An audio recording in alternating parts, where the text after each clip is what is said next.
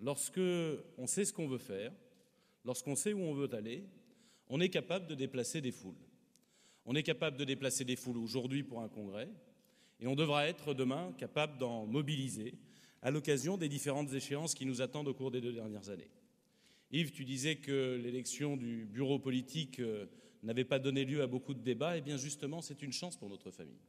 Imaginez qu'on ait eu, non pas plusieurs listes, parce qu'il était naturel que toutes celles et tous ceux qui souhaitaient siéger à ce nouveau bureau politique puissent le faire, mais qu'on ait eu 2 lignes politiques lors de ce débat, avec ceux qui auraient voulu une identité centriste forte, un parti autour d'une autre qui puisse grandir et embellir, et puis qu'on ait eu d'autres lignes. Eh bien, il n'y a pas eu cela, pas parce qu'il fallait composer une liste de 150 noms, et je veux féliciter évidemment tous ceux qui sont élus ce matin, ainsi que les 25 suppléants qui se trouvent là. On n'a pas eu ça simplement parce que chez nous, tout le monde était d'accord. Tout le monde était d'accord sur le fait que nous n'avons pas fait ça pour rien depuis 2 ans.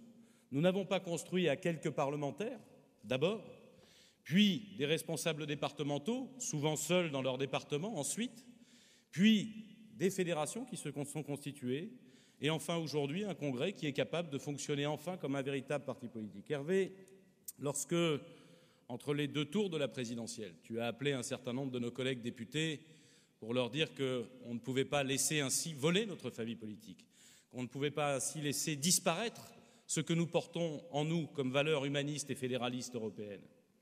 Eh bien, je ne sais pas si tu mesurais ou si tu espérais qu'un jour, nous soyons capables d'être représentés dans toute la France, d'avoir à la fois des parlementaires à l'Assemblée nationale et au Sénat, d'avoir des présidents de conseils généraux, d'avoir des conseillers régionaux, pratiquement au même nombre que l'UDF, d'avoir des maires de plus en plus nombreux et d'avoir des élus locaux. Soyons déterminés à faire vivre et à incarner lors des échéances électorales nos projets, nos différences qui ne sont pas des divisions, qui ne sont pas des divergences, qui sont des différences. Et la vie politique, en l'occurrence, se nourrit des différences de chaque partenaire pour faire ce qu'on appelle un compromis. Assez curieusement, droite et gauche, depuis des années, nous expliquent que le compromis est une compromission.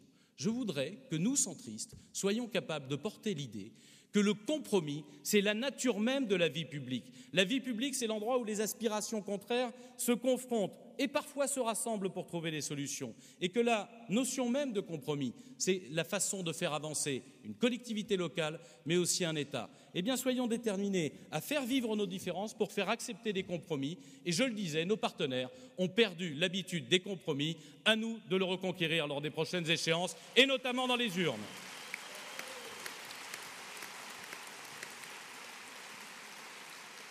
Déterminé et ouvert. Je l'ai dit hier soir, je n'ai pas envie d'entendre, parmi nous ou ailleurs, mais principalement parmi nous, je n'ai pas envie d'entendre des gens nous dire que parce qu'il y avait, Hervé, 22 ou 23 députés et 3 ou 4 sénateurs, et puis progressivement une centaine de personnes, cher Yvan, tu y as beaucoup travaillé, et puis quelques milliers, et aujourd'hui un parti qui se constitue, que les premiers arrivés étaient les seuls à avoir raison.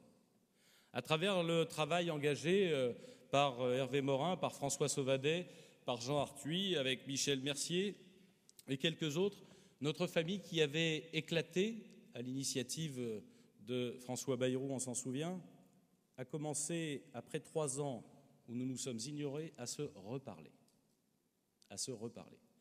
J'étais triste, consterné de voir que finalement, nous nous comportions comme si nous étions des étrangers l'un à l'autre, les uns aux autres, alors que nous avons vécu si longtemps ensemble, avec des valeurs, notamment celles que je viens d'évoquer, qui sont en réalité profondément ancrées entre nous.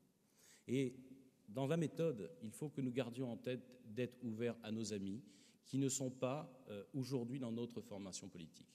Et ouverts au fait, et Hervé l'est, donc ne le soyez-le au moins autant que lui, ouverts au fait que dès qu'ils le voudront, quand ils le voudront, s'ils le veulent, et à nous de leur en donner l'envie, non pas ils nous rejoindront, non pas ils se rallieront, nous reconstruirons cette belle famille politique du centre, qui à ce moment-là retrouve à la fois ambition et espoir, qui retrouve audience et puissance, qui est capable de proposer un projet alternatif à la société française, et qui saura bien à ce moment-là trouver son bon candidat à l'élection présidentielle, et le premier qui a relevé le manche, c'est Hervé Morin. Eh bien, pour l'instant, creusez le sillon et faites en sorte que les autres aient envie de nous rejoindre, de nous renforcer et de nous faire gagner.